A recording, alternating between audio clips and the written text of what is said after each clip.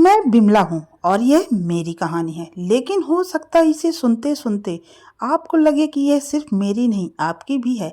हमारे देश में न जाने कितनी औरतें हैं जो सब सहती हैं पर कहती कुछ नहीं है। शायद इस कहानी का कोई हिस्सा आपको अपने घर का, अपनी माँ का, अपनी बहन का या खुद का लगे। अगर आपको भी लगे कि कहीं ना कहीं यह आपकी कहानी से मिलती है तो ज़रूर बताइएगा आप यह कहानी कहाँ से सुन रहे हैं। और अगर यह कहानी आपके दिल को छू जाए तो इसे लाइक और कमेंट्स करके अपना साथ जरूर दीजिएगा, क्योंकि हर आवाज़ मायने रखती है। मेरा नाम है बिमला देवी। जब मैं अपनी ज़िंदगी के पन्ने पलटती हूँ तो लगता है जैसे हर पन्ने पर मेरी चुप्पी लिखी है और हर चुप्पी के पीछे एक तूफान छिपा है। मेरी शादी एक बहुत बड़े घर में हुई थी। ऊंची हवेली, बड़ा आंगन, खेत खलियान, सब कुछ था। लेकिन सच कहूं तो वह सब सिर्फ दिखावा था। मेरे पति एक सरकारी स्कूल में शिक्षक थे। घर में लोग तो बहुत थे, सास ससुर देवर, रिश्तेदारों का आना जाना। पर कमाने वाले सिर्फ मेरे पति थे। शादी के समय में नौकरी नहीं करती थी, पर मैंने एमएससी तक पढ़ाई की थी। शादी से पहले कुछ समय मैंने एडहॉक में टीचिंग भी की थी। मुझे पढ़ना पढ़ाना बहुत पसंद था। लेकिन शादी के बाद मेरी किताबें बक्से में बंद हो गई और मैं रसोई में। लोग कहते हैं बहुत बड़ा जमींदार घर है। हाँ, जमीन थी, लेकिन जमीन पैसे नहीं देती है। ना कोई उसे बेचना चाहता था, ना कोई खेती करना चाहता था। बस उस पुराने रुतबे पर जी रहे थे। घर का खर्च इतना था कि पति की तनख्वाह महीने के 20 दिन में खत्म हो जाती थी। फिर उधार, फिर ताने, फिर कटौती। जब मेरे बच्चे हुए तब मेरी आत्मा सच में कांप गई। बेटे की छोटी सी जरूरत के लिए भी मुझे पति की ओर देखना पड़ता था। कभी स्कूल की फीस के लिए इंतजार, कभी जूते के लिए टालना, कभी दूध कम कर देना। एक माँ होकर मैं अपने बच्चों की आंखों में अधूरी चाह नहीं देख पाती थी। एक दिन हिम्मत करके मैंने पति से कहा, क्या मैं भी नौकरी कर सकती हूँ? घर में जैसे भूचाल आ गया हो। सास ने ताना मारा, लोग क्या कहेंगे, बहू घर से बाहर जाएगी। देवर हंसा, भाभी जी कमाकर हमें खिलाएंगी क्या? ससुर बोले, बहू हो, बहू की तरह रहो। और मेरे पति, वह चुप रहे। उनकी चुप्पी ने मुझे सबसे ज्यादा तोड़ा। लेकिन मैंने हार नहीं मानी। बार बार कहा, बार बार समझाया। आखिर एक दिन उन्होंने कहा, ठीक है, भर दो फॉर्म, वैसे भी तुम्हारा नहीं होगा। उन्हें यकीन था मैं सिर्फ कोशिश करूंगी, सफल नहीं हो पाऊंगी। मेरी जिंदगी का मोड़। हमारे घर से 3-4 किलोमीटर दूर एक सरकारी स्कूल था। वहाँ की प्रिंसिपल हाल में ही रिटायर हुई थी। पोस्ट खाली थी। मैंने फॉर्म भर दिया। इंटरव्यू के दिन मेरे हाथ कांप रहे थे, लेकिन जब मैंने जवाब देना शुरू किया तो लगा जैसे मैं फिर से वही पुरानी बिमला बन गई हूँ। आत्मविश्वासी, पढ़ी लिखी, सक्षम। कुछ हफ्तों बाद नियुक्ति पत्र आया। मैं सरकारी स्कूल की प्रिंसिपल बन गई थी, पर घर में सन्नाटा था। मुझे लगा था घर में खुशी होगी, शायद गर्व हो, पर वहाँ सन्नाटा था। मेरे पति के चेहरे पर भी मुस्कान नहीं थी। शायद उन्हें उम्मीद नहीं थी कि मैं सच में सफल हो जाऊंगी। मेरी सास तो आग बबूला हो गई। मेरा बेटा टीचर और बहू बहू प्रिंसिपल, ये कैसे हो सकता है? अब ताने और बढ़ गए। रोज सुबह, देखो जमाना आ गया है, औरतें घर तोड़ रही हैं, नई शुरुआत, दुगनी जिम्मेदारी। पति ने साफ शब्दों में कहा, नौकरी करना तुम्हारी मर्जी थी, घर का काम पहले जैसा ही करोगी। माँ, बाबूजी, देवर, बच्चे, सबकी जिम्मेदारी तुम्हारी। मुझसे कोई उम्मीद मत रखना। मैंने सिर झुका लिया। सुबह 4 बजे उठती, सबका नाश्ता बनाती, बच्चों को तैयार करती, सास ससुर की दवा देती, फिर स्कूल जाती। स्कूल में मैं सख्त लेकिन स्नेही प्रिंसिपल थी। शिक्षक मेरा सम्मान करते थे। बच्चे मुझे बिमला मैडम कहकर मुस्कुराते थे। वहाँ मुझे पहचान मिलती थी, सम्मान मिलता था। लेकिन घर लौटते ही मैं सिर्फ बहू बन जाती थी। अब मैं सिर्फ एक हाउसवाइफ नहीं रही, मैं एक वर्किंग वूमेन थी, एक सरकारी स्कूल की प्रिंसिपल। मेरी अच्छी खासी तनख्वाह थी। लोग बाहर से देखते तो कहते भाग्यशाली है बिमला, इतना बड़ा घर, अच्छी नौकरी। पर सच यह था, मेरी कमाई मेरे हाथ में कभी आई ही नहीं। हर महीने की पहली तारीख को जब मेरी सैलरी अकाउंट में आती, उसी शाम मेरे पति कहते एटीएम दे दो। मैं चुपचाप पर्स से कार्ड निकाल कर दे देती। पैसे वो निकालते, घर के खर्च में लगाते और मुझे उतना ही देते जितना उन्हें लगता कि मुझे ज़रूरत है। पहले मैं स्कूल पैदल जाती थी, 3-4 किलोमीटर का रास्ता, धूप बारिश ठंड सब झेलती थी। जब मेरी सैलरी आने लगी तो मैंने सोचा अब ऑटो से जाऊंगी, पर मुझे उतने ही पैसे दिए जाते थे जितना ऑटो का किराया बनता था। अगर रास्ते में बच्चों के लिए कुछ ले लूं तो शाम को हिसाब देना पड़ता था। कहाँ खर्च किया मेरी अपनी तनख्वाह और मैं खुद उससे अनजान। वो घर जो 8-10 सालों से टूटा पड़ा था, दीवारों में दरारें थी, छत से पानी टपकता था, उसकी मरम्मत भी मेरे पैसों से हुई। मुझे खुशी थी, चलो घर तो सुधर रहा है। कुछ सालों बाद घर में 4 व्हीलर भी आ गई। सब पड़ोसी कहने लगे वाह कितना तरक्की कर रहा है परिवार। पर किसी ने ये नहीं पूछा उस गाड़ी का डाउन पेमेंट किसने दिया, उसकी ईएमआई किसकी सैलरी से कट रही है। हर महीने मेरी तनख्वाह से कटती किस्तें और घर में मेरा नाम तक नहीं। मेरी हैसियत क्या थी, एक काम करने वाली से ज़्यादा कुछ नहीं। सुबह 4 बजे उठती, सबका नाश्ता, बच्चों का टिफिन, ससुर सास की दवा, देवर की फरमाइश, फिर स्कूल जहाँ मैं मैडम थी, जहाँ लोग मेरे सामने खड़े होकर बात करते थे, जहाँ मेरे फैसले की कद्र होती थी, और शाम को वापस वही रसोई, वही ताने। आज दाल में नमक कम है, तुम्हें तो अब घर से मतलब ही नहीं है, नौकरी ने सर चढ़ा दिया है। मैं दिन में 8 घंटे स्कूल में काम करती, बाकी समय घर में अपने लिए मैं जीना ही भूल गई। कभी आईने में खुद को देखती तो लगता ये मैं ही हूँ या कोई मशीन। दिन महीने साल ऐसे ही बीतते गए। देखते देखते मेरी नौकरी को 15 साल हो गए थे। 15 साल यानी 180 सैलरी, जो आई भी मेरी और गई भी मेरी। इन्हीं दिनों खबर आई मेरे मायके में मेरे छोटे भाई की शादी तय हो गई है। मेरे मन में जैसे कोई दबा हुआ सपना फिर से जाग गया। मैंने सोचा इस बार मैं अपने लिए 2-4 अच्छी साड़ियाँ खरीदूंगी, अपने बेटे के लिए अच्छे कपड़े लूंगी और अपनी होने वाली भाभी के लिए कुछ सोने का बनवाऊंगी। मैंने किसी से कुछ कहा नहीं, बस मन में ही जोड़ घटाव करती रही। सोचती थी इस बार की सैलरी बस इस बार की अपने पास रख लूंगी। महीने की पहली तारीख आई, सैलरी आ गई। शाम को पति कमरे में आए, जैसे हर बार आते थे। एटीएम दो। इस बार मेरे हाथ पर्स तक नहीं गए। मैंने धीरे से कहा इस बार मैं एटीएम नहीं दूंगी। वो ठिठक गए। क्यों क्यों नहीं दोगी? मेरी आवाज़ कांप रही थी लेकिन शब्द साफ थे। मेरे भाई की शादी है, मुझे अपने लिए साड़ियाँ लेनी है, भाभी के लिए गिफ्ट लेना है। इस बार की पूरी पूरी सैलरी मैं रखूंगी। कमरे की हवा जैसे अचानक भारी हो गई।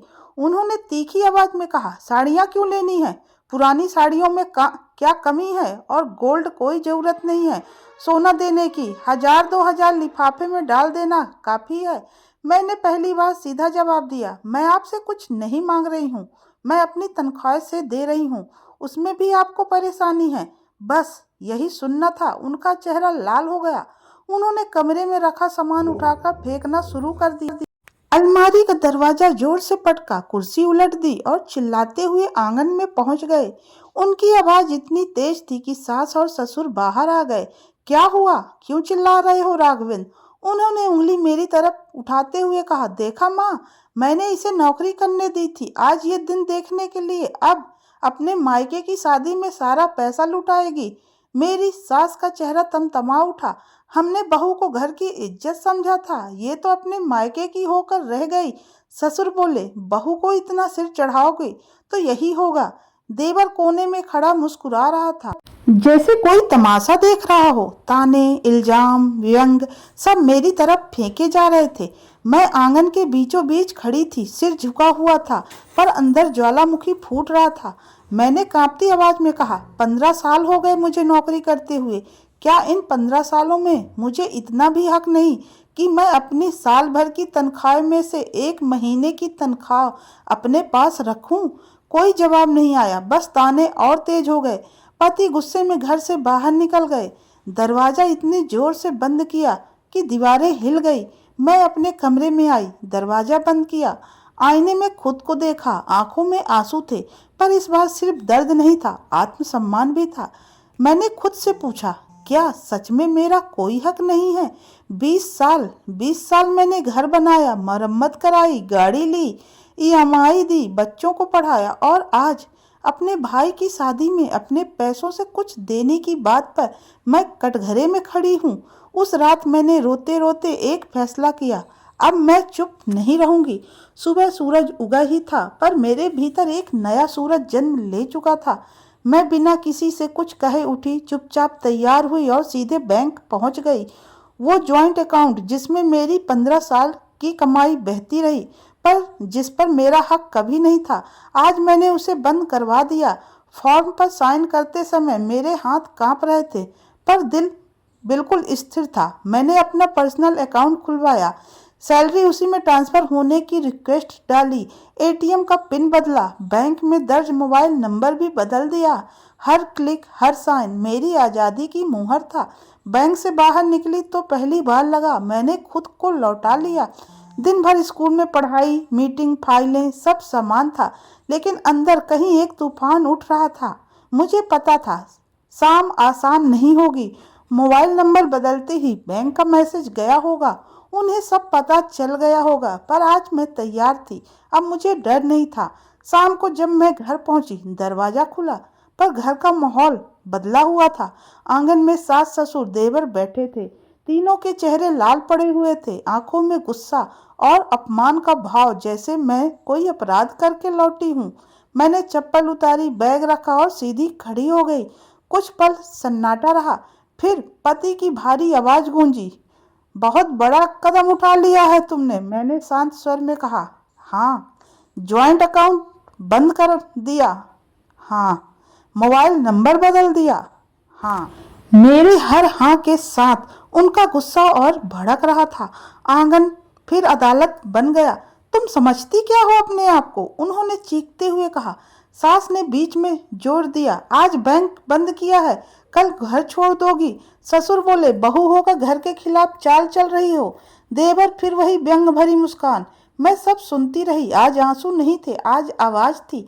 मैंने पहली बार ऊंची आवाज में कहा, 15 साल दिए हैं मैंने इस घर को। सुबह 4 बजे उठकर काम किया, 8 घंटे स्कूल में, बाकी समय घर में। घर की मरम्मत मेरे पैसों से हुई, गाड़ी मेरे पैसों से आई, ईएमआई मेरी तनख्वाह से कटती रही, और आज जब मैंने अपने 1 महीने की तनख्वाह अपने लिए रखने की बात की, तो मैं गुनहगार बन गई। पूरा आंगन शांत हो गया। मेरी आवाज कांप नहीं रही थी। मैंने आगे कहा, मैंने कभी आपसे कुछ नहीं छीना, बस अपना हक लिया है। अब मेरी सैलरी मेरे अकाउंट में आएगी, घर का खर्च मैं दूंगी, लेकिन हिसाब मेरे हाथ में रहेगा। राघवेंद्र की चुप्पी। पति मुझे घूर रहे थे। शायद उन्होंने मुझे इस रूप में कभी नहीं देखा। मैं डरती थी, झुक जाती थी, चुप रहती थी। आज मैं सीधी खड़ी थी। कुछ पल बाद उन्होंने कुर्सी को जोर से धक्का दिया और कमरे में चले गए। दरवाजा बंद। इस बार दीवारें नहीं हिली, पर घर की नींव जरूर हिल गई। मेरे भीतर की शांति। मैंने अपने कमरे में आई, आईने में खुद को देखा। आज आंखों में आंसू नहीं थे, आज वहां चमक थी। मैंने मन ही मन कहा, बहुत हो चुका बिमला, अब अपने लिए जीना है। बाहर तूफान था, अंदर शांति। आज मैंने किसी से लड़ाई नहीं की, बस अपने डर को बंद कर दिया, और शायद उसी पर मेरी असली जिंदगी शुरू हुई।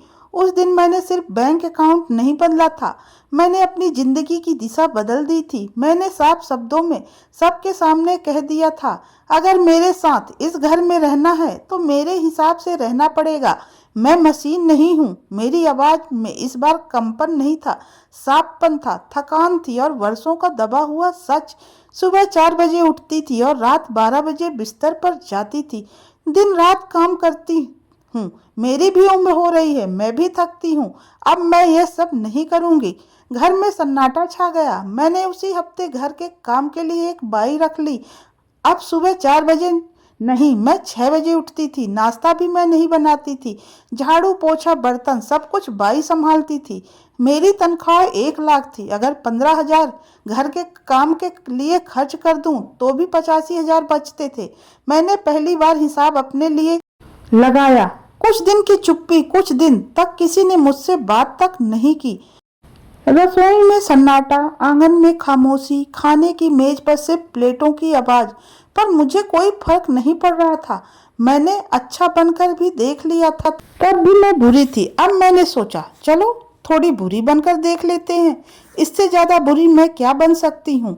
धीरे धीरे सबको एहसास होने लगा, अगर मैं इस घर से चली गई, अगर मैंने पैसा देना बंद कर दिया, तो ये घर टिक नहीं पाएगा। जो रुतबा दिखता है बाहर वह सब ढह जाएगा। और सच यही था। इसलिए गुस्सा धीरे धीरे ठंडा पड़ गया। मेरे भाई की शादी, कुछ ही दिनों बाद मेरे भाई की शादी थी। इस बार मैंने किसी से पूछकर नहीं खरीदा। मैंने अपने लिए 5 खूबसूरत साड़ियाँ ली, बच्चों के लिए नए कपड़े, यहाँ तक कि राघवेंद्र के लिए भी एक अच्छा सा कोट पैंट और अपनी भाभी के लिए बहुत सुंदर सोने के झुमके।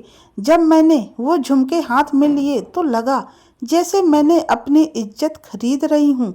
शादी के दिन जब मायके पहुंची, मेरी माँ मुझे देखते ही ठिठक गई। उनकी आंखें भर आई। उन्होंने धीरे से कहा, आज तू फिर वही पुरानी बिमला लग रही है। शादी के बाद वाली बिमला को तो वो पहचानती ही नहीं थी। मेरे चेहरे की चमक कहीं खो गई थी। सालों पहले माँ हर बार मेरी आंखों की थकान पढ़ लेती थी। इस बार मेरे चेहरे पर आत्मविश्वास था, चलने में सुकून था, मुस्कान में सच्चाई थी। मैंने माँ को सब कुछ बता दिया। उन्होंने मेरा माथा चूमा और कहा, देर से ही सही, पर तूने सही किया। उस दिन मेरे पापा, भाई बहन सबकी आंखों में मेरे लिए गर्व था और बहुत सालों बाद मैं खुद पर गर्व महसूस कर रही थी। अब मैं सुबह आराम से उठती हूँ, आराम से स्कूल जाती हूँ, शाम को लौटकर अपने लिए वक्त निकालती हूँ। कभी किताब पढ़ती हूँ, कभी बालकनी में चाय पीती हूँ, कभी खुद से बातें करती हूँ। अब मैं सिर्फ किसी की बहू, पत्नी, माँ नहीं, मैं हूँ बिमला। मेरे जैसी न जाने कितनी औरतें हैं जो चुपचाप सब सहती रहती हैं, सोचती हैं घर बचाना है, इज्जत बचानी है, लोग क्या कहेंगे। पर सच यह है, हम अच्छे बनकर भी बुरे कहलाते हैं। तो थोड़ा अपने लिए खड़े होकर देखो, शायद तब हम सच में अच्छे बन जाएं। या अगर बुरे भी कहलाएंगे तो कम से कम खुद की नज़रों में तो सच्चे रहेंगे। समाज औरतों को पीछे करता है और कभी कभी औरतें भी औरतों को पीछे करती हैं। इसलिए ज़रूरी है अपने लिए कुछ पल निकालो, अपने लिए जियो। मैंने देर से सही पर अपनी ज़िंदगी अपने हिसाब से जीनी शुरू कर दी। आप भी कीजिए, क्योंकि औरत अगर खुद को पहचान ले तो दुनिया उसे रोक नहीं सकती है।